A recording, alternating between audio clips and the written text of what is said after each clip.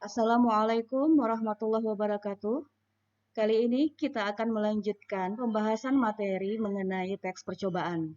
Lanjutan dari KD sebelumnya yaitu KD 3.1 dan 4.1 sekarang adalah struktur kebahasaan dan penyajian teks percobaan kelas 9 semester ganjil untuk pelajaran bahasa Indonesia.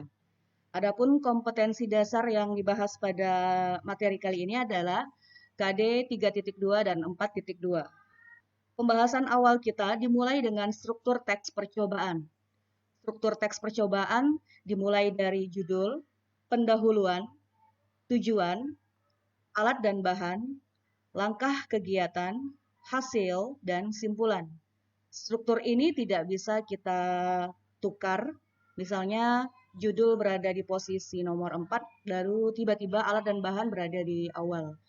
Nah, untuk pendahuluan dan simpulan ini kondisinya opsional. Jadi terkadang ada beberapa tes percobaan yang tidak mencantumkan pendahuluan dan simpulan. Jadi biasanya langsung ke judul, tujuan, alat dan bahan, langkah kegiatan dan hasil.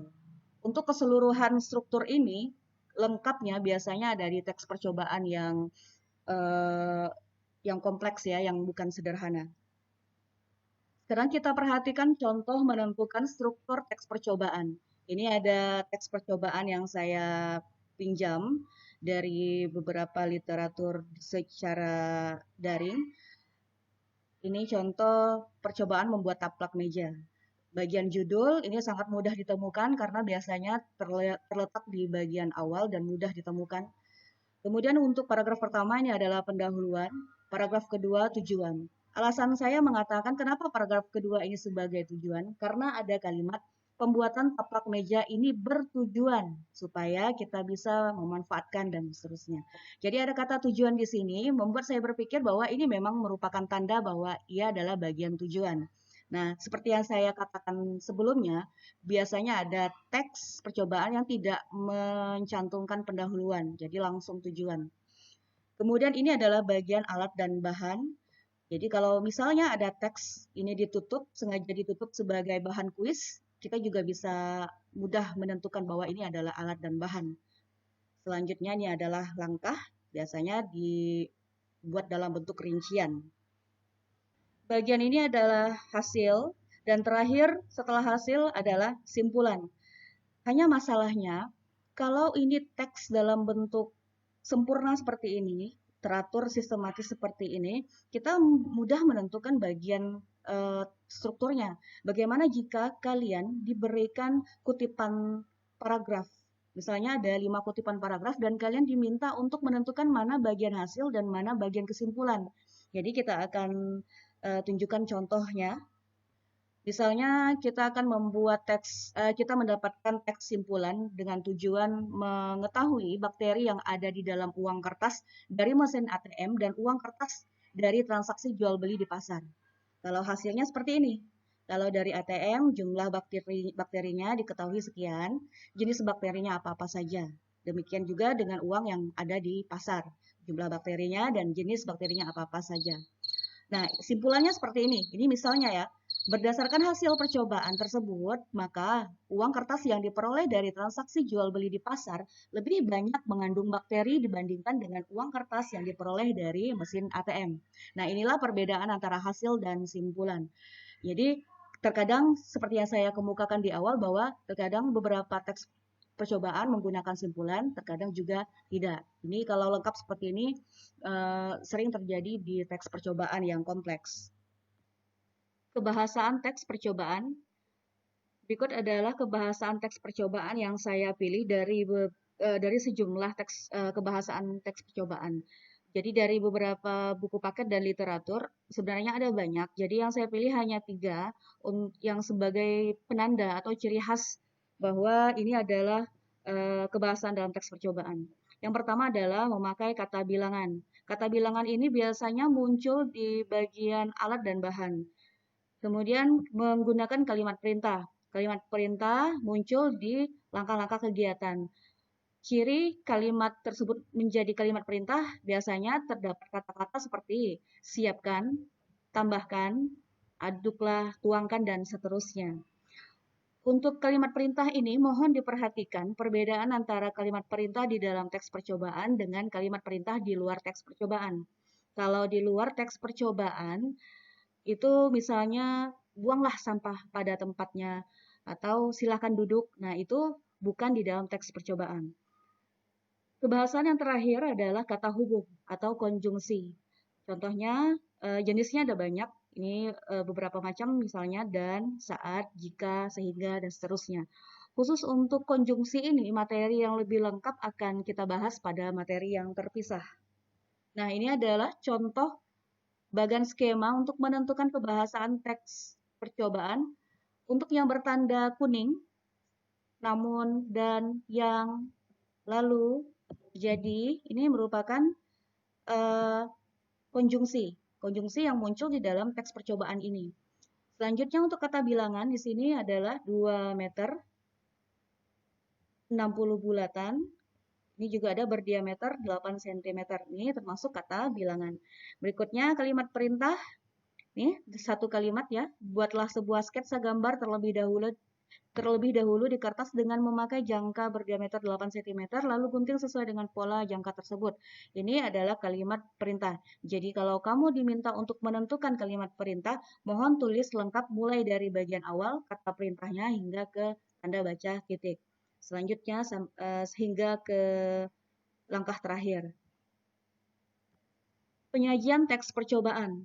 Untuk penyajian teks percobaan secara tulis maupun secara lisan, terlebih dahulu, saya sarankan kalian melakukan percobaannya sebagai latihan terlebih dahulu. Jadi, kamu bisa mengetahui urutan yang tepat sehingga tersusunlah teks percobaan secara sistematis. Jadi, sebelum kamu melakukan percobaan, tentukan dulu temanya, misalnya sains, listrik, makanan, ataupun kerajinan tangan. Setelah itu, persiapkan bahannya atau alat yang akan digunakan beserta takarannya, misalnya 2 liter air atau ember, dan seterusnya. Setelah itu, lakukan percobaannya. Selagi kalian melakukan percobaan, jangan lupa dicatat langkah-langkahnya yang harus dilakukan. Kemudian sudah diketahui hasil dan simpulan, kemudian kamu susunlah percobaan yang baru kamu lakukan dalam bentuk teks. Ingat, pertimbangkan masalah strukturnya dan kebahasaannya. Perhatikan dimulai dari judul dan diakhiri hingga ke simpulan. Untuk penyajian teks percobaan secara lisan, kemungkinan besar guru kamu akan meminta kamu melakukan percobaan secara langsung atau melalui rekaman video. Kedua-duanya sama modelnya, cuma kemungkinan ada kekurangan dan kelebihan dari tingkat kesulitan. Jadi setelah kamu melakukan latihan tadi, caranya sama seperti yang teks percobaan secara teks tadi.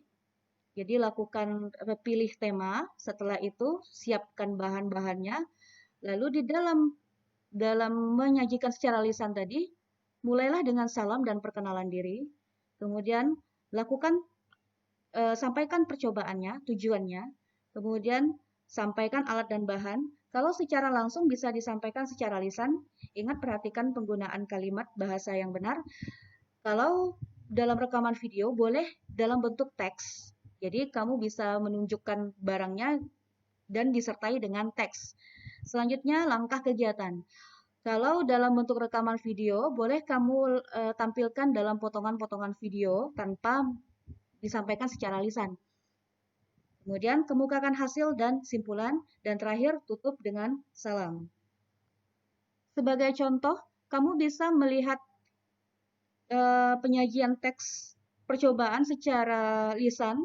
Ini dilakukan oleh siswa kami di SMP Negeri 1 Mempawah Timur tahun 2019. Ini hanya percobaan sederhana dengan melakukan percobaan 2 jenis, tapi dengan tujuan yang sama, yaitu untuk melihat terjadi atau tidaknya lava dari gunung buatan. Assalamualaikum warahmatullahi wabarakatuh. Kami SMP Negeri 1 Mempawah Timur ingin mempresentasikan miniatur Gunung Merapi. Pertama, kami ingin membuat gunung meletus dengan menggunakan Coca-Cola dan Mentos secukupnya. soda kue. Kelima, pewarna makanan dan cuka makan. Pertama, masukkan air ke dalam gunung secukupnya. Tambahkan pewarna makanan secukupnya.